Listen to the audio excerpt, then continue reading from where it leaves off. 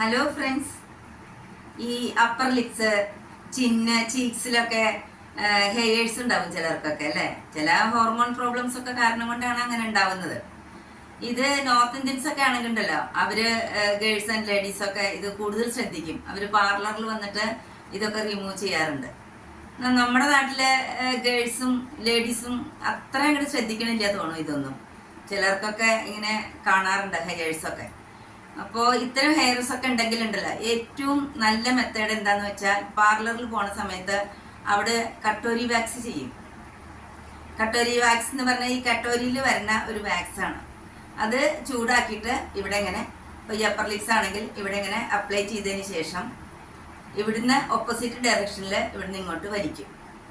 അപ്പോൾ ഈ ഹെയേഴ്സ് ഒക്കെ ആ വാക്സിൽ എല്ലാം പറഞ്ഞു പോരും. അതൊരു നല്ലൊരു മെത്തേഡാണ്. അപ്പോൾ ചിന്നോ ചീക്സോ നെക്കിൻ്റെ ഇവിടെയൊക്കെ ഉണ്ടെങ്കിൽ അങ്ങനെ എടുത്ത് കളയാം. അപ്പോൾ ഇതൊക്കെ എടുത്ത് കളയുമ്പോൾ പിന്നെയും വരില്ലേ എന്നൊക്കെ ചോദിക്കുന്നവരുണ്ട്. അതല്ലെങ്കിൽ ഗ്രോത്ത് കൂടി വരുമോ, അതല്ലെങ്കിൽ ശക്തിയായിട്ട് വരുമോ, അങ്ങനെയൊക്കെ ചോദിക്കുന്നവരുണ്ട്. പക്ഷെ അങ്ങനെയൊന്നുമില്ല.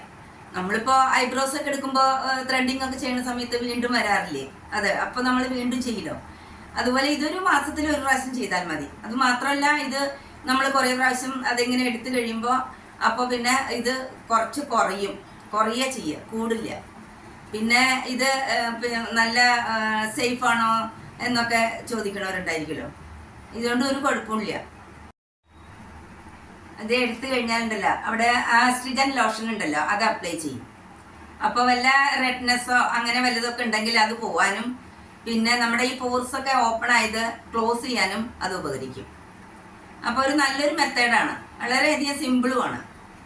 പിന്നെ മാസത്തിൽ ഒരിക്കലൊക്കെ ചെയ്താൽ മതി. ഇത് വൃത്തിയായിട്ട് നടക്കാൻ ഇത് വളരെയധികം നല്ലൊരു ഏർപ്പാടാണ്. പക്ഷെ വീട്ടിലധികം അത് വാങ്ങിയിട്ട് ചെയ്യേണ്ട ആവശ്യമില്ല. എന്താണെന്ന് വെച്ചാൽ ചിലപ്പോൾ അതിൻ്റെ ചൂടൊക്കെ ശരിയായ വിധത്തിൽ ചെയ്യണം, അതല്ലെങ്കിൽ പൊള്ളുണ്ടാവും. അപ്പോൾ പാർലറിൽ പോയിട്ട് ചെയ്യുന്നേ നല്ലത്. നല്ല എക്സ്പീരിയൻസ് ആയിട്ടുള്ള ബ്യൂട്ടീഷ്യനൊക്കെ അത് ചെയ്തു തരുമ്പോൾ അതിന് പ്രത്യേകതയുണ്ട്.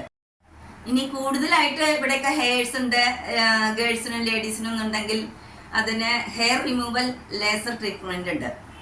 അത് എപ്പോഴും ഡെർമറ്റോളജിസ്റ്റിൻ്റെ അടുത്ത് പോയി ചെയ്യുക നല്ലത്. അതാണ് കൂടുതൽ ബെറ്റർ. അപ്പോൾ ഇങ്ങനെയൊക്കെയാണ് ഇത് ചെയ്യാനുള്ള മെത്തേഡ് ഞാൻ പറഞ്ഞു തന്നുള്ളൂ. അറിയാത്തവരുണ്ടെങ്കിൽ അവർക്ക് വേണ്ടിയിട്ടാണ് ഈ videos.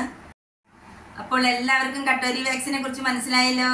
Okay, bye, thank U.